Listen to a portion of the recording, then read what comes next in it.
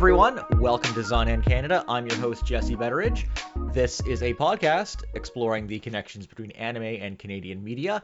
And joining me today, someone I haven't had on for a very long time, Chris Supri-Saho. It's good to be back. Chris, thanks for coming back on. How have you been? What have you been up to lately? Well, I have been, I changed my job, so I've been working with Inuit and Nunavik, and it's been taking most of my time, and I have been living basically under a rock for the past 2-3 years. Well, that's okay, because we're not talking about anything from the last few decades today anyway. Excellent. So I guess you haven't, so you're not secretly in Japan this time, I take it. I am not secretly in Japan. Oh my god, I forgot about that. Yeah, and sounds like you haven't been to Japan in a while, which is okay, because it's very expensive to get out there now. It's become very expensive, yes. Yeah. You can, the tickets do drop down now and again, but you really have to keep your eye on it and jump on it and hope that it's all going to line up with the time you book off from work. Yeah. I am trying to get to Japan, as you may notice, but it hasn't worked out since the whole pandemic thing started. So yeah. I'm still hoping price go back down at some point, but it might be a lost battle. It's possible. Like we're still dealing with a shortage of flights and a shortage of staffing. Yeah, with airlines. So it's all just a matter of how long it's going to take for that to stabilize or just stabilize more. We'll see. Keep an eye on it. But hey, you're still keeping busy and moving around. That's pretty cool, I think. Yeah, I'm still traveling. Yeah. Yeah, exactly. Just within Canada. Yeah. So as I said, today we're not talking about anything from the last few decades, because we are once again exploring an older anime title that has had a significant cultural impact in Canada.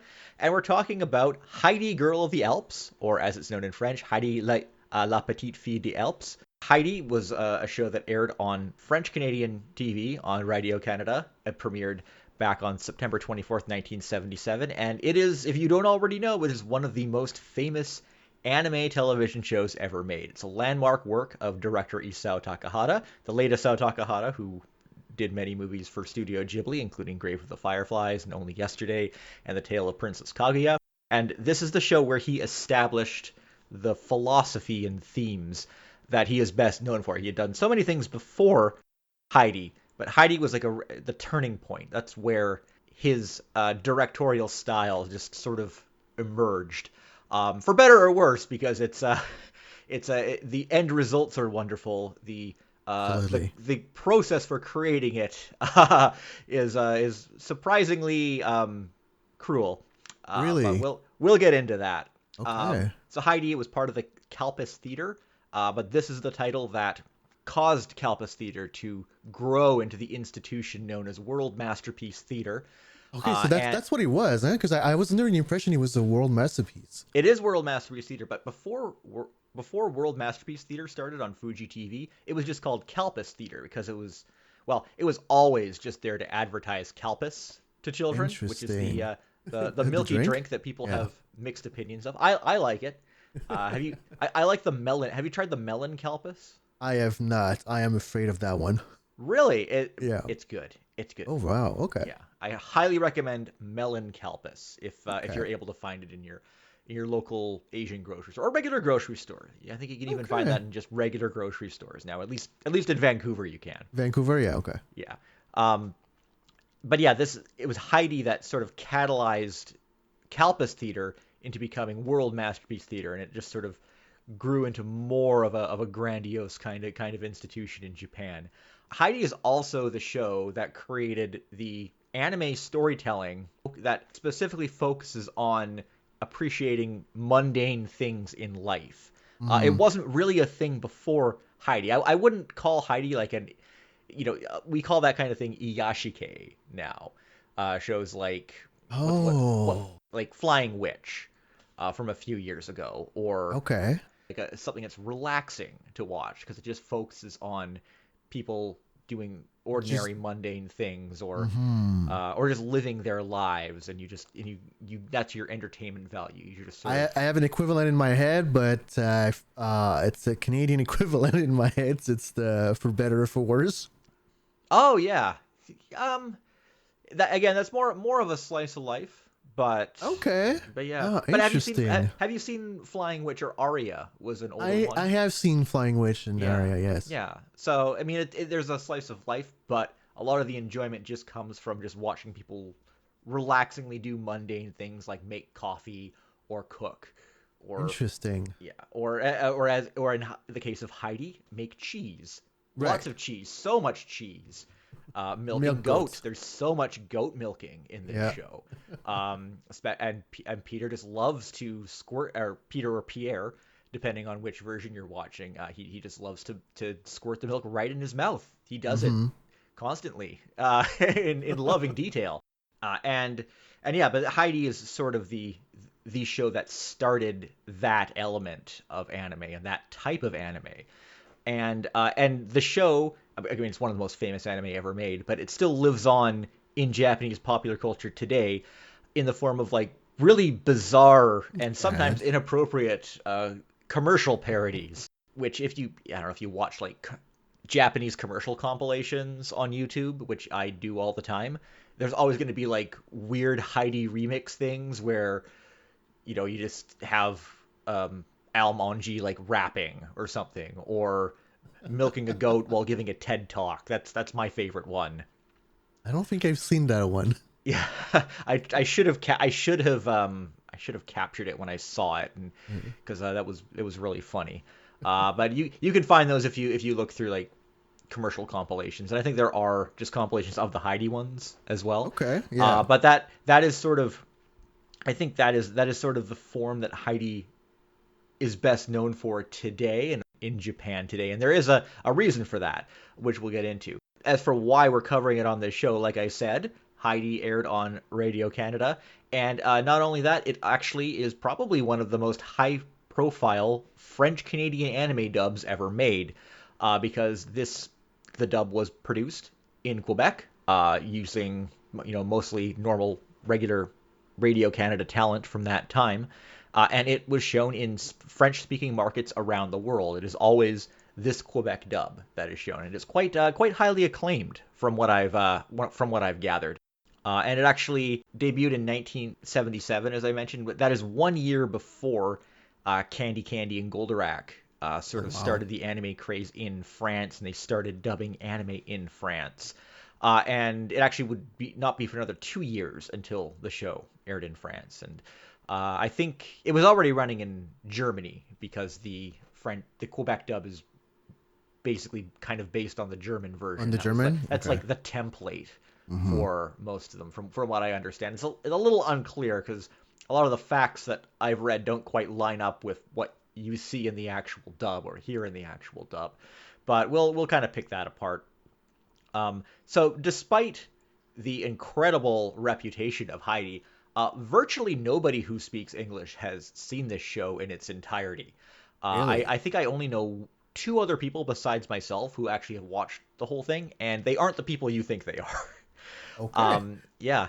And I mean, there is a good reason for that, because Heidi was not fully fan subbed in English until 2014. So that means that basically if you only speak English, there was no way that you could watch the whole show and understand everything that was happening.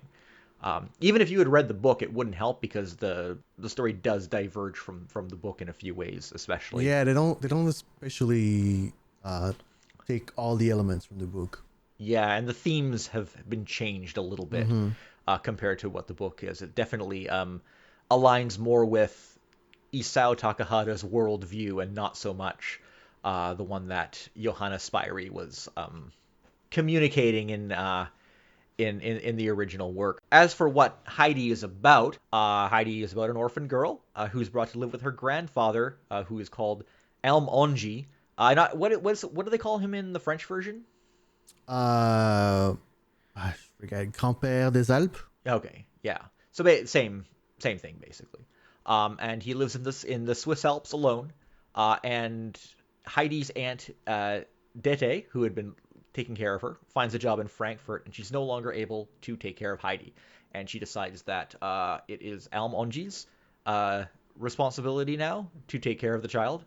So he is a bitter, isolated old man.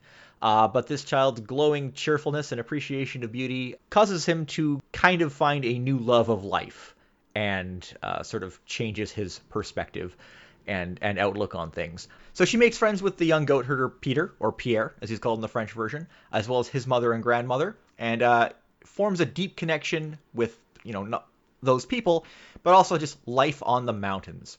After 3 years, Dete returns and takes Heidi to Frankfurt with her so that she could be taken as a playmate for a rich, sickly girl named Clara, or Claire in the French version, which is basically a ploy to gain this girl's inheritance with the expectation that she's going to die young, which is absolutely horrible. It's terrible. And in this time, Heidi forms a strong bond with Clara, but at the same time grows deeply homesick for the mountains, because the mountains are wonderful and the best place in the world that you could possibly want to live. And I believed it after watching it. They definitely sell you on that idea of idyllic life in the mountains. In the mountains, yeah. Personally, I find the idea of living in the mountains to be highly undesirable. Yeah, absolutely. But they definitely just feeding on goat milk and cheese. Yeah, no. Yeah, but they definitely capture not only the setting, but this specific type of feeling the setting would evoke for some people, and that's a huge part of why the show is so popular and has remained so popular. And yeah, Heidi develops homesickness for the mountains, and then returns, and then we get into the last part of the story where Clara wants to join her on the mountains, but she is in a wheelchair and is sickly. And then I won't get into the details of where all that goes, but interesting ideas of modern medicine and science, and the problem with modern medicine and science, and the way the show depicts it, which I don't, maybe when we're talking about it today, it has kind of a questionable connotation. I kind of understand what they were getting at. Yeah, me too. Yeah. I know exactly what you're getting at, and I was looking at it, and I was like, what's the message here? Yeah. But, right. On the surface, it looks like that. Oh, the mountains will cure anything. Will cure your disability. Yeah, exactly. Yeah. But that's not how it actually plays out. It's more because modern society has sort of limited our imaginations and way of thinking, and the way we think of health, and the way that a person can prosper, right? And would rather infantilize a person. But if a person is able to, or it's taken away our ability to define ourselves by our labor, or our the effort we're willing to put into things. Right. So again, a lot of Isao Takahata's personal philosophies influencing the way the story works. And the original story focused more on faith and God, which is completely absent from. It's absent. Not to say Takahata is not interested in those things, because he does go back to that in Anne of Green Gables. But anyway, but before we get more into the show, Chris, can you just kind of talk about your personal background with the series? Heidi is definitely one of the first anime I have some memories of. It was the kind of show that I actually didn't specifically catch it on TV. It was the kind of show that, back in the days when the teacher would just roll up a TV in the classroom. Yeah. And so Heidi was the one show we were watching back in the VHS tapes. And was this in? It was in Canada. Yeah, it was in Canada. Yes. Yeah, so it was. Because I know that a lot of these shows are just like part of school curriculum, or part of a list of shows that they could show in a class. Well, that makes sense. We talked about this a bit in like the Fables of the Green Forest podcast, because it was part of TVO, and TVO was able to provide content to to That would schools. explain why. And I imagine it was something similar with Heidi Yeah. because Yeah. we don't know what studio did Heidi exactly. It was probably Sonolab or someone, but it kind of doesn't matter because the people and the individuals who worked on it, they're all Radio Canada personalities, and I think Radio Canada was really sort of the kind of they kind of had the control over it in Canada, Okay. and that's Yeah. probably had something to do with why it would be in the classroom. But yeah, it's interesting that that's how you first sort of encountered it. Yeah, absolutely. And I have some vivid memories of like I don't. It's been so long that I completely forgot everything before I rewatch it. But I have some vivid memories of things like Clara being the first time I encountered, if you could say, somebody in a wheelchair, Hmm. because I had never seen that before. Oh wow, yeah, yeah. If you're seeing it in school for the first time, that would make sense. Yeah. And that was and so those are things that really marked me.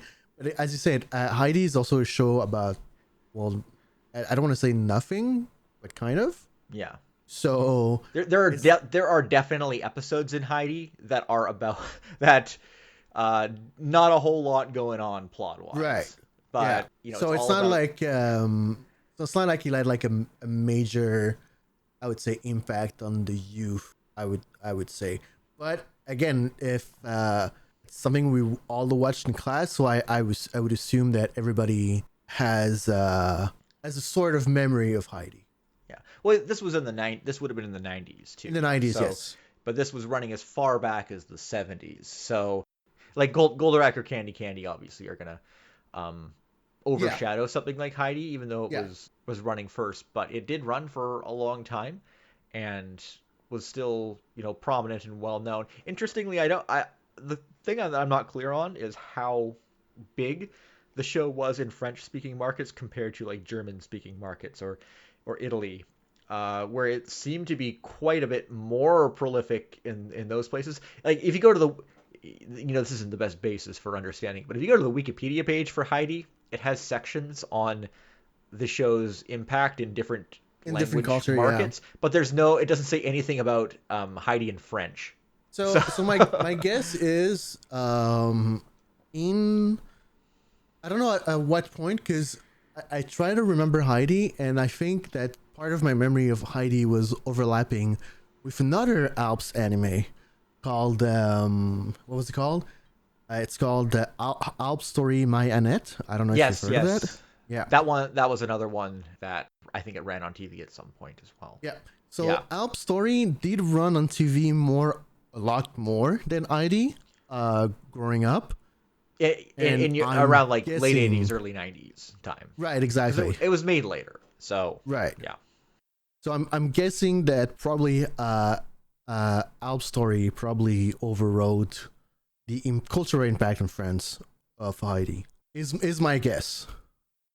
well, in any case, the Quebec produced dub was the version that ran in all markets. There wasn't like Wasn't a France dub or anything. right. So let's talk about just the background of the Mm-hmm. show. And I think the best place to start would be the original books it was based off of. So Johanna Spyri, one of the most prolific Swiss authors who has ever lived. She wrote adult and children's novels and always had a common theme of bringing rural and natural settings to life with very vivid and rich description. Heidi was originally published in two parts. Part one was Heidi, Her Years of Never Ending Learning, and that covers the point of the story up until she leaves Frankfurt. So that's the part where she goes to the Alps, is taken away to live in Frankfurt, and then she leaves Frankfurt to go back to the Alps. That is part one.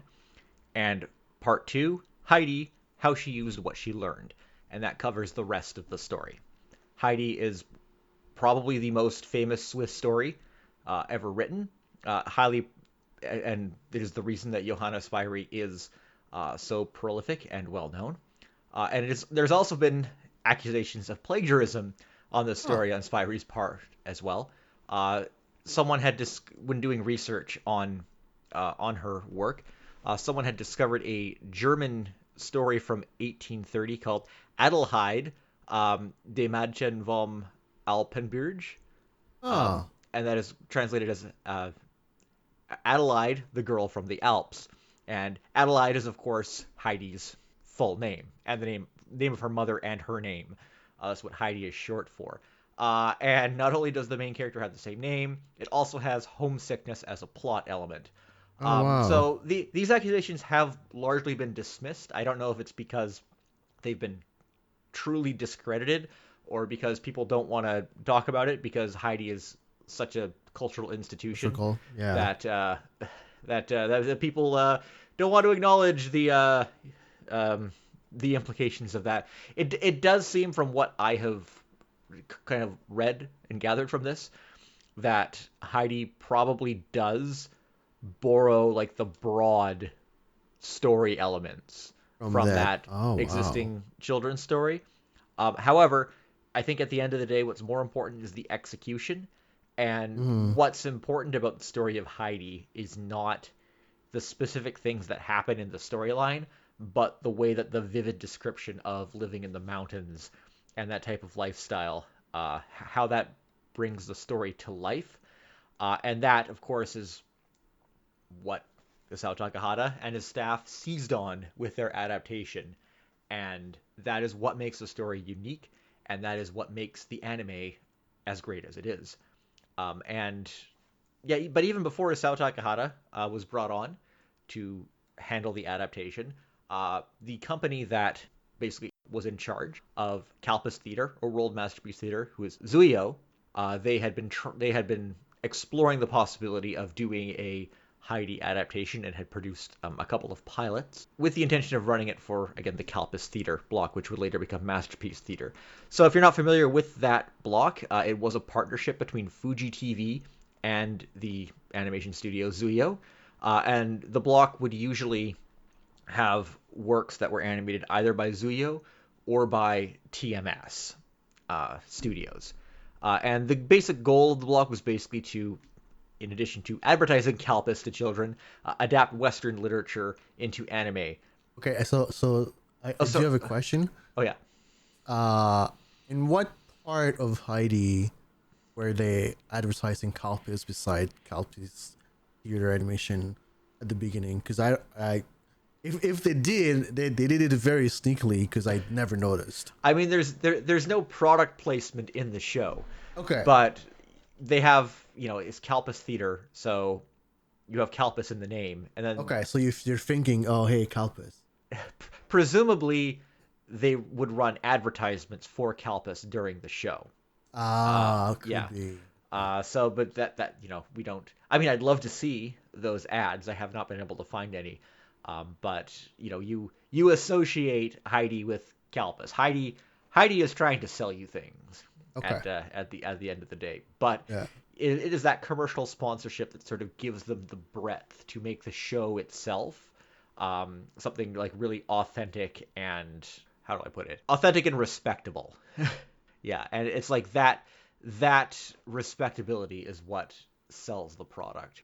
And they would run shows not only from Zuio, but also from Mushi Productions and TMS Studios. One problem that came up with a lot of the productions that they were running was that the original authors for works that they wanted to adapt were not always impressed with the results or what they were trying to do. Famously, Tove Jansson, Really. who is the creator of Moomin, was not satisfied with the two Moomin shows that ran during the early years of Kalpis Theater.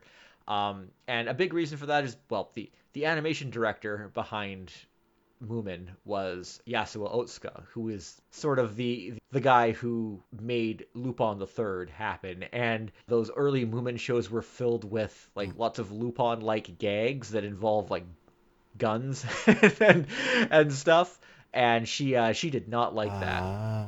And it was actually Yasuo Otsuka who Yeah. Okay. tried to encourage the trio, the trio of Isao Takahata, Hayao Miyazaki, and Yoichi Kotabe to come over to TMS and do work that would be contributed to Kalpis Theater. And Yoichi Kotabe, if you're not sure who he is, he did a lot of early collaborations with Isao Takahata and Hayao Miyazaki, but he's best known for the work he would do for Nintendo. He would move over to Nintendo in the 1980s, and he would do a lot of artwork for Super Mario and later the Pokemon series in the 90s. So that's actually what he became most famous for. But he started sort of in these same productions that Isao Takahata and Hayao Miyazaki were in, and specifically Otsuka wanted them to work on Pippi Longstocking for World Master for Kalpas Theater. But Oh wow. again, the author of Pippi Longstocking, Astrid Lindgren, would not even allow them to make the show. She rejected their proposals. Yeah, because the show never happened because she just did not like what they were trying to do. Yeah, okay. But Which is very interesting because I feel like World Masterpiece Theater did a huge chunk of my classic children's stories it is education. kind of weird seeing like authors just not liking what they were doing. Who would you expect to make a better product or a better production Right. than these teams? But again, Heidi was the one that was the show that elevated Kalpas Theater and World Masterpiece Theater. So it didn't at that point of time it wouldn't have had quite the same reputation. And it Yeah, that wasn't makes like the sense. shows were not airing in Europe yet at that point. So I mean, I guess I can kind of see why certain creators would be skeptical Right. or dismissive of the productions at that time. I imagine that would Mm-hmm. change later. But yeah, Pippi Longstocking did not happen. But what did happen was Panda Go Panda, the two Panda Go Panda shorts, which were run in front of Godzilla movies. Miyazaki and Takahata and Kotabe basically just recycled most of their ideas for Pippi Longstocking into the Panda Go Panda shorts, which is pretty obvious when you look at the main character in those Panda Go Panda shorts, because she looks just like Pippi Longstocking. After that, they went on to work on Lupin the Third with Otsuka. But it was when they saw like the impression that Panda Go Panda had on children that pointed their momentum in the direction of doing more similar work like that, and more work that would kind of fall under the banner of things like Kalpas Theater, and that's what led them to developing a new take on Heidi that would run during that block, and they really wanted to channel kind of what they had wanted to use for Pippi Longstocking. And a big advantage of adapting a story like Heidi over Pippi Longstocking is that Johanna Spyri had been dead for 70 years. So that And gave them couldn't a lot more complain, yeah. freedom with what they could do with the show. So there's a great write up on just the history of the production of Heidi on the website Anime-Tudes. I encourage you to read it and check it out. It doesn't cite sources that specifically, but a lot of it is taken from accounts on the history of Studio Ghibli and Nippon Animation that have only been published in Japan. Some of those books have been published in English as well, and admittedly, I have not read those books, but you can access them. But it's a lot of good information. Heidi was really innovative not only because it just sort of created the element of anime where you appreciate the mundanity of life and focused on those kinds of things, but its entire production process was really innovative because it created something called the layout system, where there'd be a sort of a new step between storyboarding and animation, where Oh, like detailed guidelines for the animators and background artists would be sort of created as an in-between step. This responsibility was called scene composition, and the person who was credited with scene composition in the show was Hayao Miyazaki. And what this layout system did was basically give them an opportunity to be extremely critical and sometimes cruel to the animators who were working on it. oh, started Because early, I see. one thing that they did during the production is that they spent obviously a lot of time on the first episode, and it came out perfect. So they would Yeah. actually just play that first episode over and over again in the studio while they were working on episodes as an Oh example wow. of what the whole thing should look like. But Oh also wow. conversely, any bad keyframes or storyboards that Miyazaki and Takahata did not approve of would also be hung up in front of the Oh studio no uh, way. to as just sort of a a warning to anyone like a who was like a producing. wall of shame. It's a wall of shame. They had a wall of shame basically for things that didn't make it through that scene composition process. Oh wow. Actually, one person who worked on this show was Yoshiyuki Tomino, who Amazing. yeah, who is the he was a storyboarder, and he was of course best known as the creator of Gundam, but he did many has done many works over the years, and I mean he worked in the television anime industry from the beginning because he was a director on Astro Boy. But he's had accounts of this like where Hayao Miyazaki would just outright throw his storyboards in the garbage. uh, so again, there was a very cruel process behind how all this was done, and definitely psychological attacks Oh, this on the this this staff. is this is And straight up harassment. oh yeah, and it's not only the foundation of how Miyazaki and Takahata would both direct works as they after creating Studio Ghibli and just sort of intensify this process even more.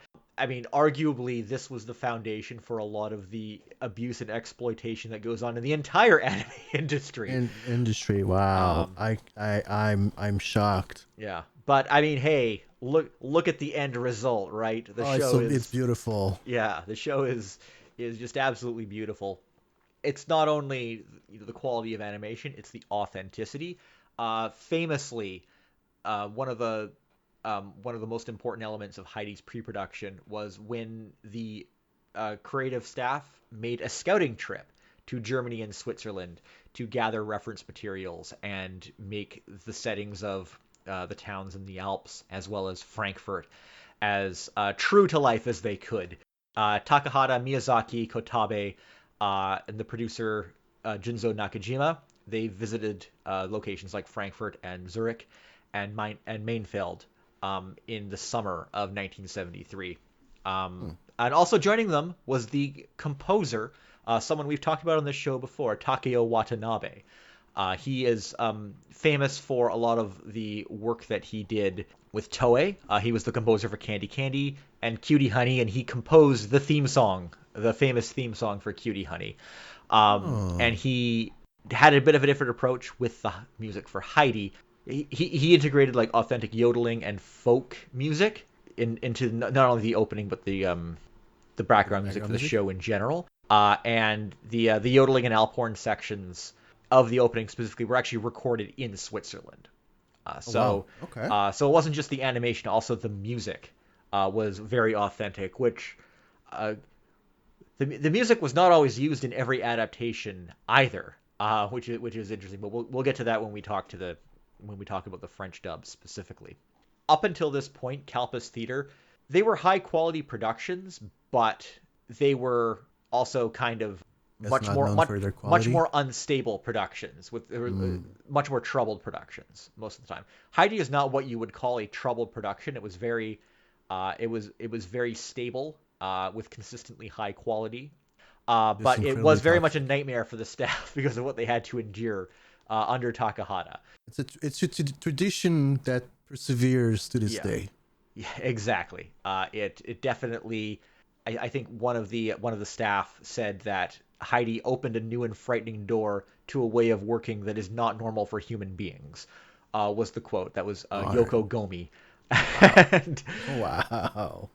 yeah, quote unquote stable production that raised the bar for the expectations of how these shows would be made and the environments that they'd be made in, but very troubling for the staff.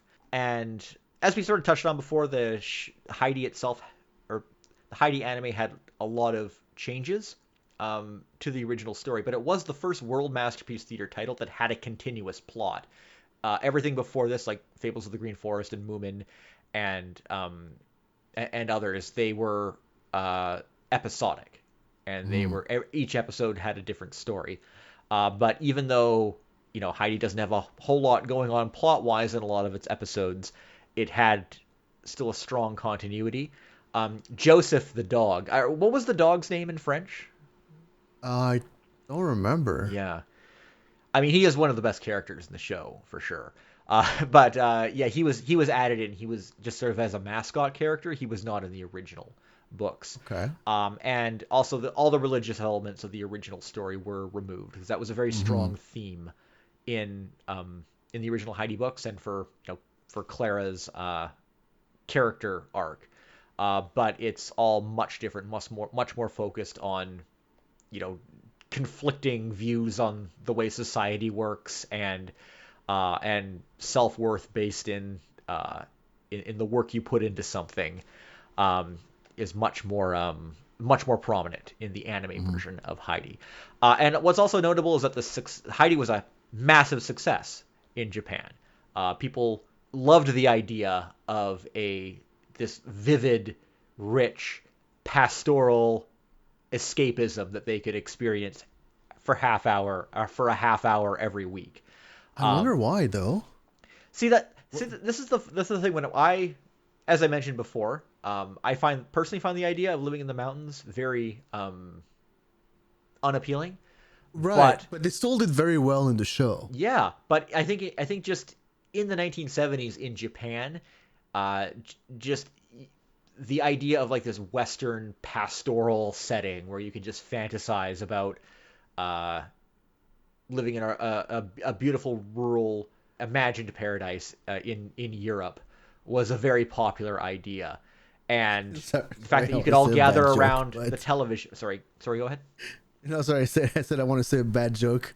Um, it's. I guess it was isekai before isekai. It's just like it's your yeah, it's like your 30-minute mini isekai experience every week to Yeah, get away with the hardship of working yeah, of, yeah. of, of, of life in Yeah. Japan. The family can just gather around the TV and you're isekai'd into this fantasy Europe for for a half hour a week, and I think people just loved that idea. Just love And that. Yeah. that's I can. I guess I can see it. Yeah. yeah, and Yeah. that's just sort of how that foundation was created in Japan. And it's funny, you look back on it now, and Heidi is not what you'd call a well-paced television show by modern standards. If Mm, you're just like, it's not a good show to like binge and watch all 52 episodes at once because you're gonna find that even though every episode is very engaging, every episode it will suck you in to a degree, get you to appreciate the beauty of the settings and the terrors of this setting as well. And that's really illustrated through Heidi's character. You can't really recreate the social conditions of living in Japan and what it's like to just watch an episode of it every week, because that's right. sort of how it's meant to be viewed, and you can't really get that original context back. Which I think I mentioned how it's hard for it's only recently become available in English. 2014, 9 years ago, not that long ago in the grand scheme of things for a show this old. But it's in like a modern entertainment setting, it's a little hard to wrap your head around. Like people view this as dated, and it is. And it's not that it's a bad form of Hmm. storytelling, but it's a form of storytelling that doesn't quite fit the way people live their lives now, or in a different country as well. But it was a huge hit in Japan. This actually um, not only changed the industry, but it changed the company that made it. Because after Heidi was um, was completed, Zuyo had a lot of debt that they had to deal with from other productions, both past and present, and they didn't want that debt to impact their new productions going forward, so they actually split into two companies. One was Zuyo Eizo, which was just sort of a video production company, which would maintain the rights to Heidi and handle all the merchandising affairs. So they could basically merchandise the hell out of Heidi and just bring in money that way. And then the other half of the company was split into Nippon Animation, and that's where they push Oh. their talent to. So Okay. their production studios could just keep doing their thing, not being directly impacted by all the financial problems that Zuyo had built up over the years. While Heidi was just thrown on the other side and used as a merchandising machine to deal with the debt and keep money going in. And that's why to Wow. this day you see Heidi Heidi characters being used to sell all kinds of products in Nissan ads or cup noodle Yeah. ads or um, or cell phone providers. You will see all sorts of weird and wonderful Heidi commercials, which I think are great. I think it's really Oh, fun they're watching amazing. those. They're all amazing. That said, I mean let's go back to the French dub a little bit. So I know that the dub was produced before you were born or would have Yeah. been watching a lot of stuff on TV. Did you recognize any of the voices? Absolutely not. Absolutely not. Yeah. So you have like I've said a few times, they are sort of Radio Canada um, house voice Oh, actors. okay. Like Eve Gagnier, she was an actress and singer Mm-hmm. who was Mm-hmm. on radio and television, um, and she was an adult but did like a very convincing little girl voice for Heidi, and apparently that's what people have said in other in other French regions. That's really what sells the show. Other names that you see pop up in things like Minifay and Mm-hmm. Fables of the Green Forest as well, like Jean Fontaine, Nicole Fontaine, a lot of these same people. None of them are like really famous or prominent, with the exception of the actors who played Claire's father and grandmother. They seem to be Oh, really? higher profile actors. Okay.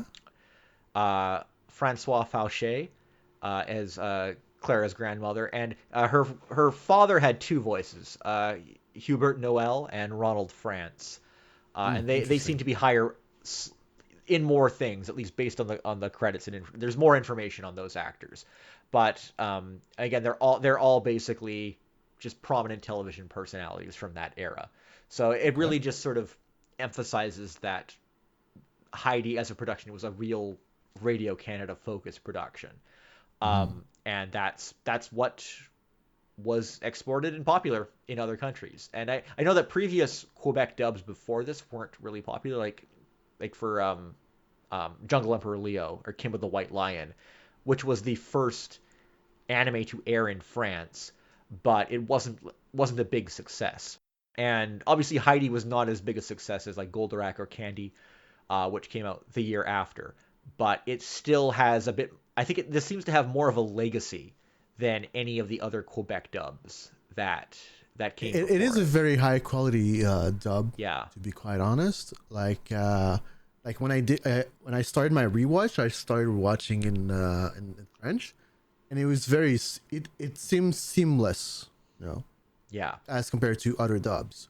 There was one thing I was curious about that I'm not able to catch on to it by ear, but were they doing like authentic Quebec French, or were they trying to imitate more of a metropolitan French? They were trying to imitate Yeah. Metropolitan.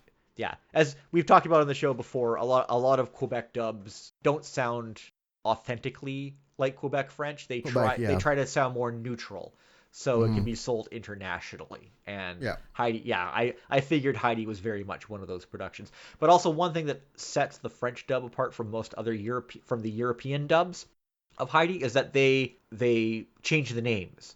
They make them sound French, despite the fact that all the settings, like it's still set in Switzerland and Germany, but they give all the characters more French sounding names. Like French Heidi is, names, yeah. yeah, Heidi is still Heidi, but Peter becomes Pierre. Peter the Goat General, as he's Yeah. called, he's Pierre. Clara is Claire, Which does make sense. and and Fraulein Rottenmeier, she becomes Rougemont. Oh yeah, we Rougemont, haven't oh talked yeah. about her yet. Oh yeah. Oh, yeah. um, and yeah, we'll talk about Fraulein Rottenmeier in just a second. One thing that I was kind of confused about in this show was the music.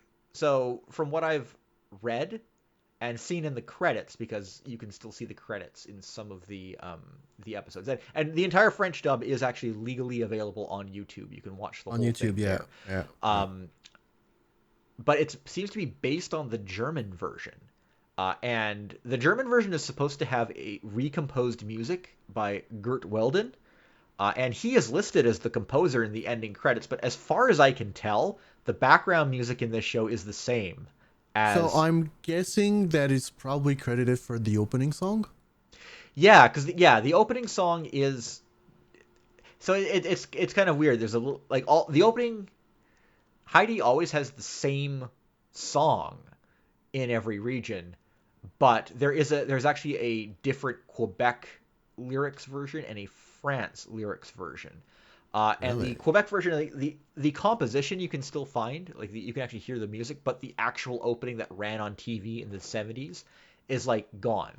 In the original Radio Canada airings, it ran in the very first airings in France, but it was later replaced with a opening composed in France, and that is the version you find on every release of Heidi now. Wait, Um, I'm confused because from memory, the Heidi song that I remember yeah. is I think the one I told you about. It's the one that it's basically the German song, Okay. but Yeah. translated in French. Okay. All right. So that yeah, I can't. Yeah, there's so many different versions that I had a little Hmm. trouble keeping track of it. Interesting. But I'm going to assume that the version you saw when you were a kid was it the same that the version that you see on YouTube now, or was it different? Do you recall? I I you know what? I don't remember the French version that's on YouTube right now. If you give me 2 seconds, I'll Yeah. just look it up. Yeah. No problem. Okay, so what's on the French what's on YouTube is the version I remember, which is Yeah. the German song Okay. Yeah. but translated in French. Yeah. But apparently there was a slightly different version that was done in Quebec Interesting. as well. So yeah, I guess yeah, but the background music in the show it is the Takeo Watanabe Yeah, music. yeah. And it might also be a similar situation to Fables of the Green Forest where they licensed the show from Ziv. And it was based off of the English dub, but they used the original Japanese masters for the Quebec dub. Mm, So it actually has all the content that was cut from the US or the English version English and version. the Okay. original Japanese music in the French dub, even though they were dealing with the US licensor in that case. Um, Yeah. Like I think I think I mentioned to you, but I did a double take when I was watching the first episode mhm. because when Heidi's running in the mountains, they just straight up left the Japanese opening song Yeah, I'm playing. not. I am not sure if it would have been like that in the original version Could that be. aired on Radio Mm. Canada. I am Uh, going to assume that they probably like went back and restored it somehow. Restart it. Yeah, Why would they do that? because there's quite a few insert songs throughout They Heidi. are, yeah. Yeah, like there's one for Heidi. There's one for Pierre the Goat General. Here, yeah. He gets his own image song, and it was probably sold. I think that's you know I think it was sold as an image song you could buy on like a 45 single. But yeah, I'm not 100% sure how those songs were dealt with. So if the version on YouTube has the Japanese versions, there probably was some restoration done at one Okay. point with the soundtrack. That's With my the guess. soundtrack, yeah. Because I doubt Yeah, that that could this make sense. I doubt this aired with the Japanese music Yeah. when it was airing in I would. Canada. I want to say I would have seen Stranger Things, but Yeah. But I yeah. mean those early Quebec dubs, they usually were very intact compared to the Japanese version. Usually they would not cut Japanese text Mm-hmm. or they would usually maintain the music. They were usually quite authentic, which would change a bit when we started seeing more France produced dubs in the late 70s, where they'd be more likely to change the music like they did with like Albator and other shows moving on from there.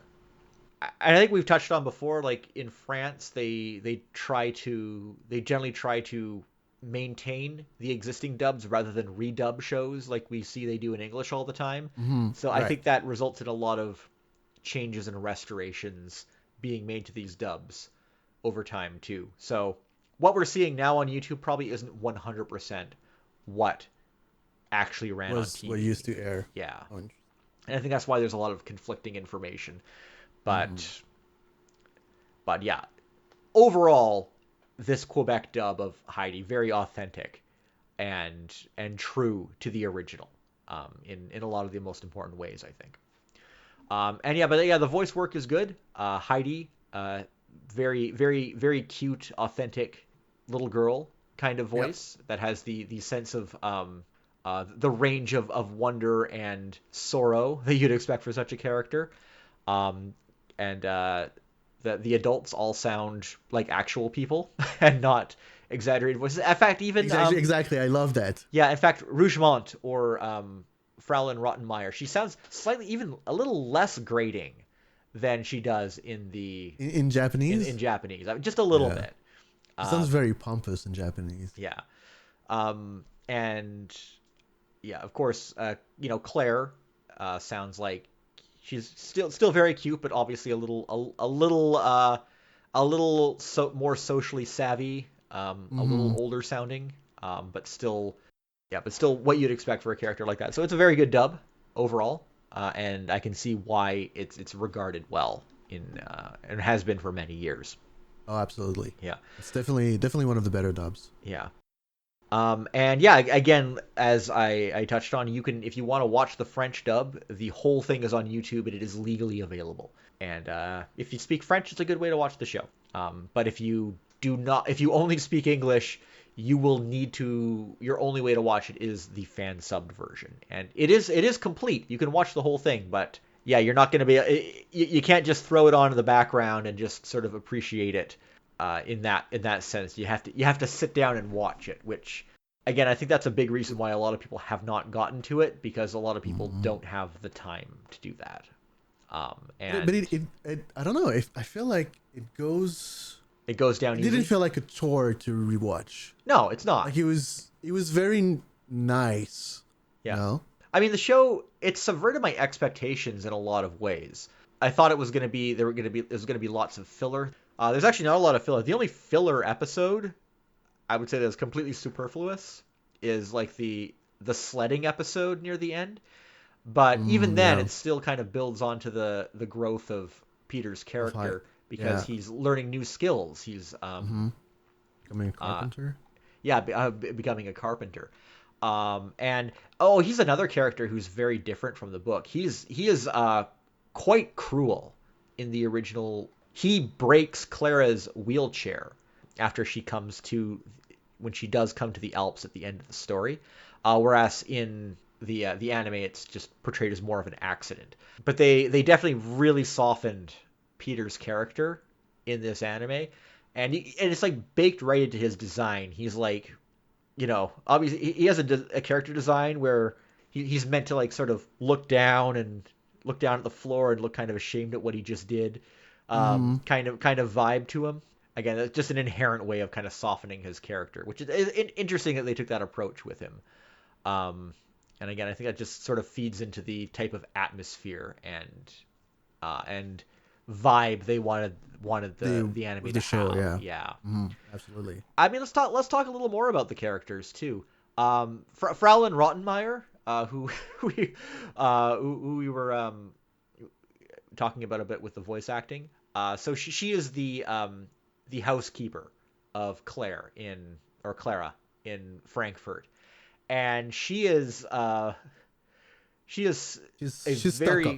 very grating and uptight character who is deliberately off-putting in many ways. In fact, there's a Hanna-Barbera movie version of Heidi, and she is just outright the villain in that version. She's drawn like 80s cartoon movie villain style, which I find very funny because that's not ultimately what she's like. She's more nuanced than that for sure, Mm-hmm.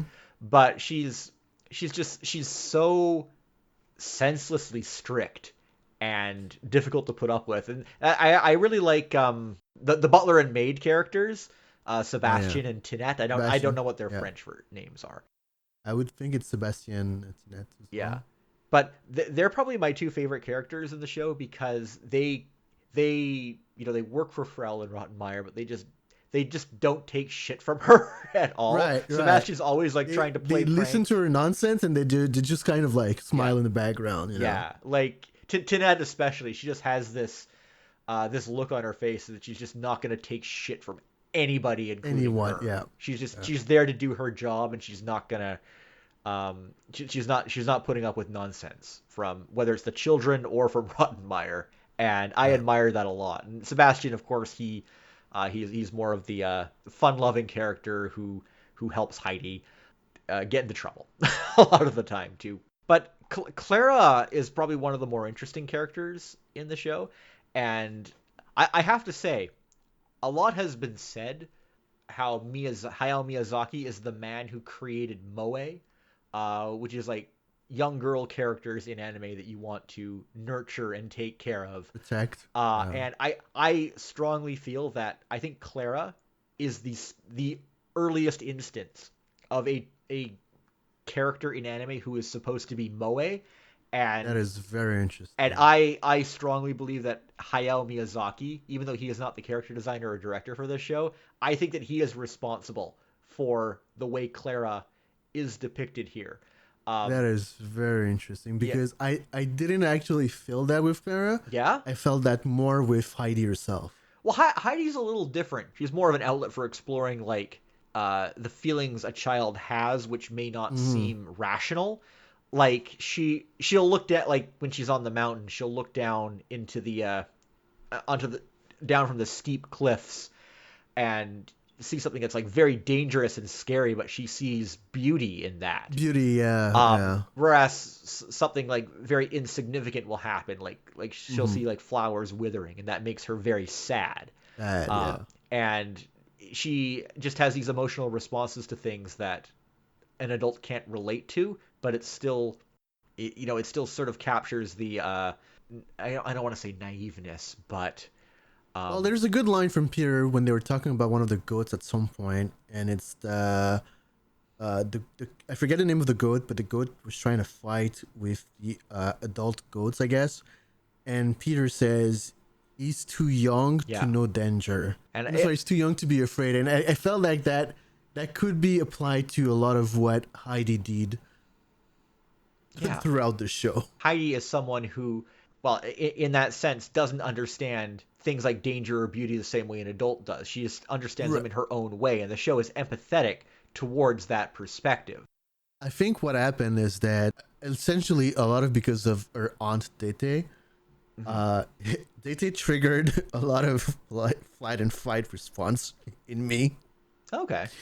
and Heidi essentially gets kidnapped to Frankfurt, Yeah, basically. It's a and very yeah, it's like it's so disruptive when that happens too, because yeah, up until that point in the story, you don't have a strong sense of time. You follow it does 3 years pass in 3 years just those passed like by the 17 blink or of an 18, eye. and Yeah, you don't, it feels like it's less than that. And like but you right. see the seasons pass by in that time, and it kind of gives you a different sense of how time is passing. But then suddenly she returns to the story and essentially kidnaps Heidi and takes her to Frankfurt. And suddenly everything really slows down. You enter city time.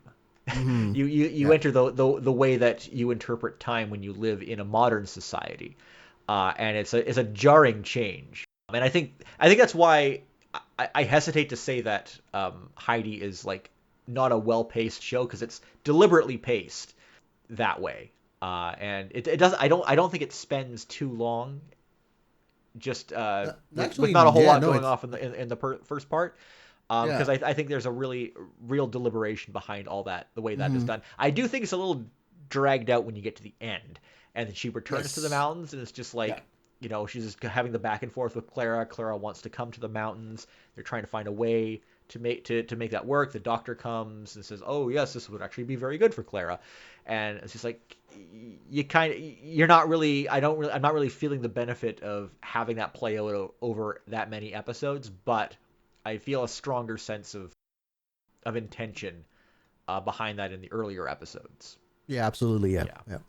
But what I was saying about Clara, it's just like you look at Clarice in the Castle of Cagliostro, Lupin the Third Castle of Mm, Cagliostro, who's considered to be like the first like truly moe character, and I see a yeah. lot of what makes Clara an appealing character carried over to Clarice in that movie. Okay. And then there's also the fact that I don't know if you've read Welcome to the NHK or seen it. I have Um, not read. I've watched it, you've but watched it, yeah. So it has one of yeah. the most unforgiving satirical takes on moe in that Mm-hmm. show, where it's like a disabled girl in a wheelchair, and Yes. it's just like the detail that she's in the wheelchair is like Yeah. it's like this in that parody. It seems so cruel, but you kind of see you kind of see that play out more earnestly in Heidi, and it's just like, oh, okay, I can kind of see how I that might be get the what they're foundation doing. for that Yeah. kind of idea. Yeah. Yeah. Yeah. Yeah. Uh, Yeah. Okay, that's fair. Yeah, but I think I'm not saying it's a bad way of depicting Oh, Clara, because I think yeah. she again, you do see those sort of nuances. You know, you can tell Clara's she's a little older than Heidi. She kind of understands being a tactful person and things like that. And I think that she's ultimately just a like they don't make her like pathetic or really someone you feel sorry for. Yeah. Um, No, that yeah, was really great because, like I said, you said it perfectly. She's not someone I feel sorry for. yeah. Like I will be sad at some point when she's, well, which goes back to Yeah, I mean, what we she were does talking get to the about. mountains in the end, which Yeah. I Yeah. will spoil that. She does Yeah. she wants to go to the mountains. They find a way to make it work, and and there Alm Onji, Heidi's grandfather, he knows, because he's an outlier of modern society, but he just knows things that that the industrial world can't comprehend or will Eh, overlook, and he knows that Clara is not, like, her legs can work and she can rehabilitate herself, right. with, again, with hard work and commitment, And, she can make it and happen. nature And healing. obviously the Yeah. show kind of glosses over a little bit about just how hard it is to Yeah. rehabilitate your legs, which, from what Mm-hmm. I've understood from people who have gone through that, it's like, if you have to learn to walk again, it is the hardest thing you'll ever have to do in your entire life. Oh, I'm Um, sure. and again, the anime does not get into it to quite that extent, but they do illustrate pretty well, like, how harrowing that kind of process is. And you feel really good for Clara when she does finally stand and slowly learn how to walk. And I think that's all done in a really compelling way. And again, that's another character we got to talk about. Maybe the most important character in the show is Alm Onji, Heidi's Mm-hmm. grandfather, and he was a lot different than I was expecting. I thought they were going to spend like 10 episodes or something with this guy being a huge jerk before Heidi finally, like, gets through to him. Oh, And Heidi completely blindsides him. yeah, She blindsides him and she blindsides the entire audience. Because exactly. I was also convinced it was going to take some time because the first episodes ends like on a sort of cliffhanger when he's like, oh, What am I so gonna do what do with you want to you? do? Yeah, exactly. And then Yeah, she straight up ignores all of that and she's like, oh, I don't care, no problem. yeah, I believe here now. You're my granddad and we are yeah. happy. That's the key. Heidi, like, he comes off as like this very intimidating, dangerous, grumpy old man, but Heidi Yeah. doesn't see that. No. She cuts right through that and just sort of sees the kindness in him. And then Yeah. when you see that come through and the way he interacts with Heidi, it makes it clear he's a sad, misunderstood man. And then as his connection builds with Heidi, he warms up to other people. When Heidi leaves, he, like, reverts back to His old self. being a difficult guy. But when she comes back again, you see that that sort of nuanced softening happen with him. And it played out completely differently from how I expected. And Yeah. Almonji himself, he's a real outlet for Takahata's view on, like, again, being defined by your work ethic, because he is the big counterpoint to the way things work in the modern world. Sometimes he's stubborn in the way he rejects things like schooling, and he ultimately does see that there are good people. Like, he gets along with the doctor and with Clara's father, who are, like, the positive patriarchal forces in in her life. And that's another kind of trapping of this show that you see a lot in these, like, old world masterpiece theater shows, is that the uh the patriarchal force behind the family is always, like, an unquestioned good, compared to someone like Right. Fraulein Rottenmeier, who It's is just just like a corruption mean. of the Yeah. ultimate corruption that modern society pushes on people. Yeah. And I think it's interesting because there's a lot of his characterization I feel has not been explored, or rather they cut stuff from the book, yeah, from what I understand, that could have explained why he is the way he is. yeah. Well, they talk. There's all this innuendo that they believe he may have killed someone Right, as a yeah. young man. And did they get? I haven't actually read that much of the book. I haven't read the whole Me story. neither. Yeah. But from what I understand, it was there's a huge element of PTSD Hmm. kind of within him. Yeah. Yeah. I mean that completely makes sense with the way he's depicted and probably just the Yeah. experiences that he had Yeah, when he was he's younger. all of rejecting society, of he doesn't want society to teach her all of the evils of man. Yeah. But like yeah, again he softens to that as time goes by, but still still maintains a lot of his core beliefs. And you see that play out really strongly when he's trying to buy property down in Dolphy, in the town Oh, underneath the Alps. And he just gets into an argument with the guy who was gonna sell him something, and he's just like, "Oh, I'm gonna take this old rundown house that's been abandoned, and I'm gonna rebuild it myself, rebuild it, and we're yeah. gonna live here." And you can just tell that Takahata is like, "Yeah, yeah, you show him, Almonji. You show him Yeah. how you should be living. People should be living their lives." Yeah. And I think it's so funny because like Hayao Miyazaki has always took after Isao Takahata. Takahata was like a mentor to him because he was always a little older and was Hmm. making films before Miyazaki did. And Miyazaki, the way he does things and his outlook in life is all sort of modeled after Isao Takahata. And it really feels like in many ways Takahata, like Almanji represents Takahata's views on life, and Miyazaki kind of wants to become Almanji himself. I was very surprised to see that Miyazaki shaved his beard recently, because it's just like, We oh, did? he's less like Almanji now. He's Oh, not wow. trying to be Heidi's grandfather anymore. Oh. I don't know. That's not a very well informed take, but it's just like I'm just like, No, but I was just but I wondering that see when I was it. watching the show. Is like, is Miyazaki just trying to like be Trying this to emulate, guy? yeah. Yeah. Yep. Yeah. Yeah. Yeah, but and again, you can these characters are all give a very strong impression. Have a lot of complicated nuance behind them, and you can see why they're so iconic and recognizable Hmm. in just pop culture in general, both for the original story and in the anime version. I really liked Peter's grandmother too. Yeah, And I thought it was very interesting how extremely attached she got to Heidi very quickly. yeah. I mean, she's the clearest example of how Heidi is able to cut through um, just the types of prejudice or assumptions that a an adult would have about a person Hmm. based on their disabilities or the way they live their life, and she just immediately hones in on the goodness of Yeah. people. Yeah. And yeah, that's explored beautifully with Peter's Grandmother. grandmother. Back to Fraulein Rottenmeier. Another change that the anime made from the book is that all the sequences where Rottenmeier goes to the Alps, that was all added in for the anime just to get the That's satisfaction of just watching her eat shit for the yeah. last 10 episodes where she just finds it impossible to adapt. Yeah. And that is fun, but it's unsatisfying in a way because you know that she's not going to learn anything or change from that No. experience. No. So, But in the same time, like she is kind of like a secondary villain in a way.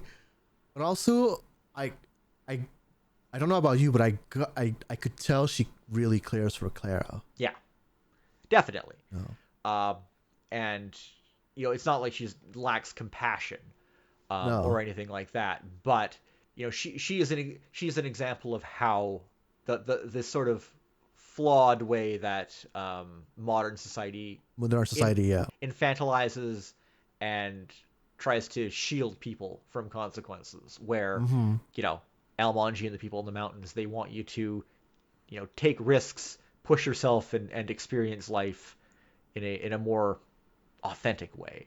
Right.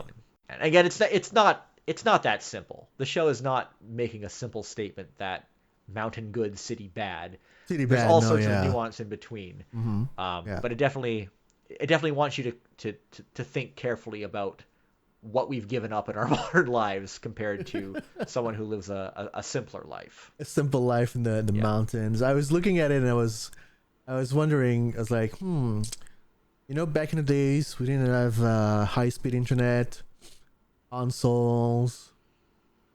Maybe life was better, simpler that way. And that's kind of like what I felt looking at it. Yeah, like were we better off when or even just look back at a time when we didn't have high speed internet and just Yeah. we had to connect through a phone line? Like were things actually better then? And just to go back to I did mention I travel a lot in north in Nunavik, Yeah, yeah. and I can tell you I don't think life is better because they didn't have high speed internet, and they still barely do have high speed internet until maybe mid last year, and I don't know. I look at the kids who are bored out of their mind Mm. over there and just doing sometimes they're doing a lot of reckless stuff, and I don't know, there's this I think it's Heidi is very rose tinted glasses view of Oh yeah. It's of living in the isolation I, kind I of. mean it's definitely idyllic. Yeah. And it's definitely not it doesn't reflect reality. No, It's not the reality of actually living that kind of life. absolutely not. It, Yeah. it, it is a it's a philosophical statement about Yeah. certain things about how society works, but you can't take it at face value. But No. again, it's still, even with that in mind, it's still not that simplified. There's a lot of nuance, a lot going on. Um, Mm. but yeah, that's an interesting point to raise about that. And again, I think that was a big part of the appeal in Japan, was just that again, like the word I use, pastoral, very idealized rural Idealized. Yeah. experience. This is like that's what was in demand. People Yeah. wanted to get away and think that there was something better than the the boom economy life in the city Yeah. of I 70s Japan. So I don't know if 70s Japan is like some of the image we have of the hardworking salaryman life of today's Japan. hey, I mean, like Um, where I many people idealize that period of history now. yeah, Go a little further up to like the late 80s, early 90s city pop era. It's just like look at oh how we yeah, idealize that now, and you're how right. You're right. You're disconnected absolutely that is from right. the reality of Yeah, living in that time and then yeah. that place. With the show, was there any other like scenes or episodes that really stood out to you? Besides Heidi really blindsiding everyone in her joie de vivre, not particularly. Mm. I liked all like the dream sequences. Uh, Oh, the yeah, yeah, there were scenes, especially in the first half, where Heidi would just kind of nod off out of boredom, and she'd have like very bizarre uh, fantasy and dream sequences that I was not expecting. They were quite entertaining and surprising in a lot of ways. And I think maybe one of my favorite scene in the entire series was when Heidi was talking with her grandfather about bringing Clara to the mountains, and he was trying to explain to her how dangerous it would be for Clara to come there. And while they're talking, like she accidentally knocks over a bucket, and the bucket like bounces down the mountain and then eventually crashes and breaks against a rock. yeah, And they just and for a moment Heidi and her grandfather just kind of look at it in horror, and it's just like, yeah, oh, that's yeah, Clara's head. yeah. And I thought that was I really liked that scene right there. I thought that was very and very very dark but very good. yeah, Yeah. I wouldn't say favorite, but I guess I think in the end what really marked me the most were the 2 or 3 episodes with Antete. I really dislike her. Yeah. I She it seems was she very tough to go through. she seems reasonable like when you're first introduced to her at the beginning, but the more she shows up, the more you realize that oh, she is what a horrible person. I don't know, She's like from the horrible. get go, I this because there's this again, I don't maybe it's just the way I view things, but that entire scene when she's dragging Heidi in the mountain and Heidi is covered under a huge layer of clothes, and I'm just looking at it. I'm like, what's wrong with this person? Yeah. Can't you see the child is suffering? And it's all of the interactions that Dete had with Heidi, and I was just like, huh. And I went to check the BBC serial adaptation from back in the 80s, I think, just to see how they would have characterized her. And somehow she's even worse than that.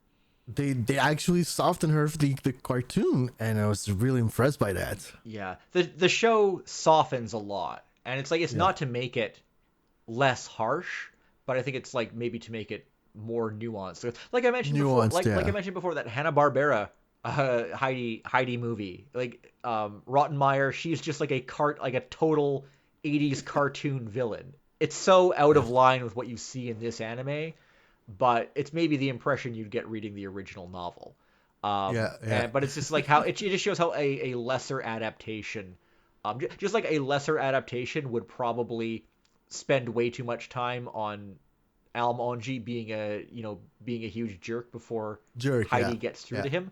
A absolutely. lesser adaptation is going to give a less nuanced take on characters who are, you know, very obviously bad people.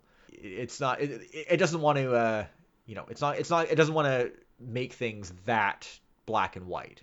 At the end of the day, Mm-hmm. even if the person is obviously terrible in that sense. Terrible, yeah. Yeah. Okay, I think the last thing to talk about is just the status of Heidi today. So obviously, in many parts of Europe and in Japan, Heidi is well loved, probably still widely viewed. But in Canada, it's even in both English and French, its relevance was either never there to begin with or has kind of faded. It doesn't seem to be as prominent in like the French speaking world today. And do you think it could make a resurgence? Like I know when G Kids released Future Boy Conan, which had never been released in English, like it got a lot of attention. It got a new dub produced here in Vancouver, and it sort of revitalized that title. And I would like to think that the same could happen with Heidi, but it's I just a matter of someone actually, licensing it yeah, it's actually like if it were licensed and airing on a popular kids TV channel nowadays, or a I'm streaming losing service. track of yeah.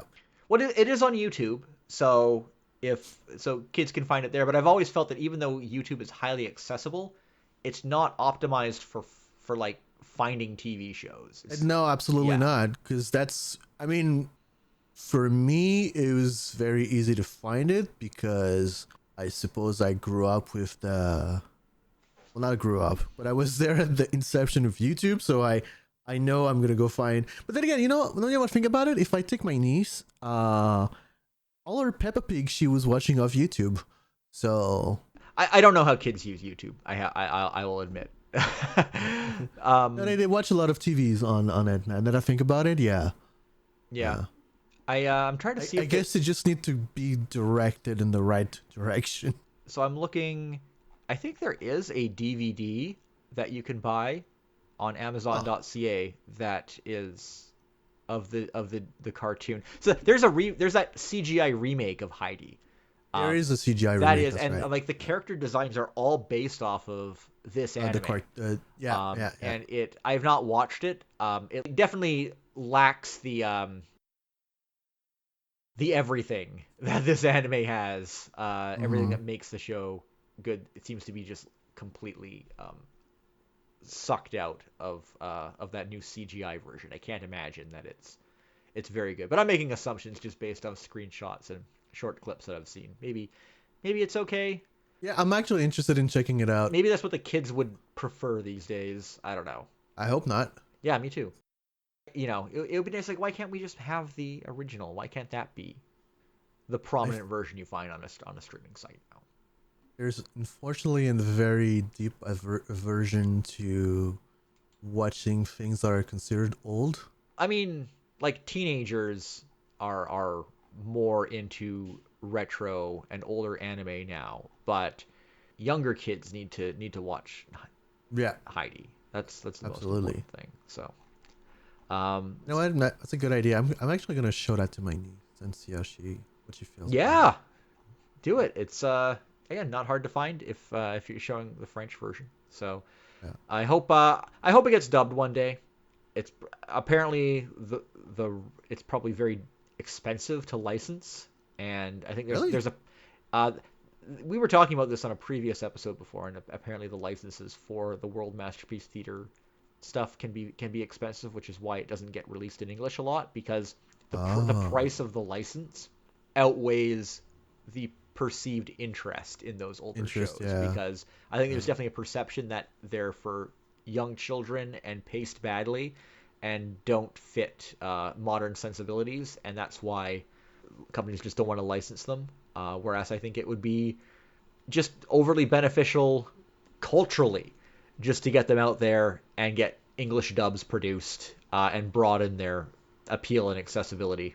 But it's just 100%. As I mentioned earlier, World Masterpiece Theater did a lot of in my education of classic children's story like this. Like a lot of them, I have never read the book, but I know them sort of well because I've watched the anime on TV. Yeah, exactly.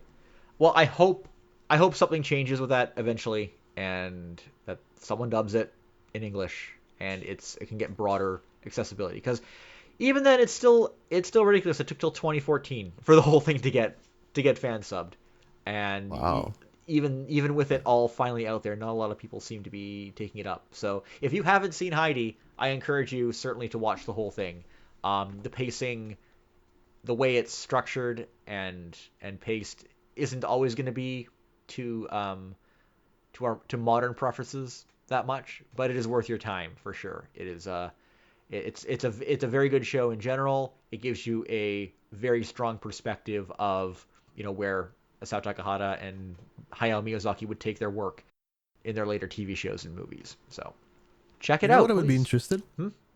Sorry, I was say. You know what I would be kind of interested in hearing a German's perspective on impact of Heidi in Germany. Yeah, I haven't looked into that. I'm sure there's something out there because Germany was one of the countries where Heidi had the biggest impact, where the anime was most popular. I'm sure, yeah, it would be really interesting to look into articles or retrospectives or podcasts or anything in German that talk about it. That'd be, yeah. We focus on Canada in this show, but we gotta break down all these barriers of the unique impact that various anime shows have had in different cultures and countries across the world. Because we hyper focus on the history in the United States, and a big reason I want to focus on shows like this on this podcast is to at least demonstrate that there's a broader history. There's a broader cultural relevance to anime outside of, what we know from United States what we know history. today. As things get more homogenized, as we just turn to everything just streaming instantly as it comes out of Japan, I think, there's a risk of like erasure going on to that history. So we gotta dive deeper, overcome these language barriers, and just find more because there's a lot. Definitely. Yeah. Anyway, Chris, I think that's just about all I've got. Did you have any other thoughts you wanted to share before we wrap up? Heidi is a great show. Everybody definitely check it out. I agree. Great. So, Chris, can you just let people know where they can find you online and anything else you've been up to lately? Yes, online you can still find me on X at Kurotsuki, or I'm struggling to slowly migrate to Blue Sky, where I'm at Kurotsuki there as well. You can also find me at I host a podcast with a friend. We rank anime songs from the better to less better. It's entirely in French, unfortunately, but it should be relatively easy to follow. The podcast is called Super Anisong War. Yeah, and thanks for tuning in to Zon in Canada. You can find me on Blue Sky. That's jbetteridge.bsky.social. I am still on Twitter at jbetteridge, but I'm going to be posting a lot less there as I transition over to Blue Sky. So please follow me on Blue Sky if you have access to both platforms. You can also email me, zonincanada@gmail.com. The theme song is by Ultraclystron. That can be found on his album Packet Flood, and you can find that at ultraclystron.com. Please subscribe to the show on Apple Podcasts or Spotify. Apparently, Google Podcasts is going away and is going to be replaced by YouTube Music. I'm not Really? I'm not quite sure how that's going to play out. Just keep an eye on that if you're subscribing to me through Google Podcasts, but you can still subscribe on there for now.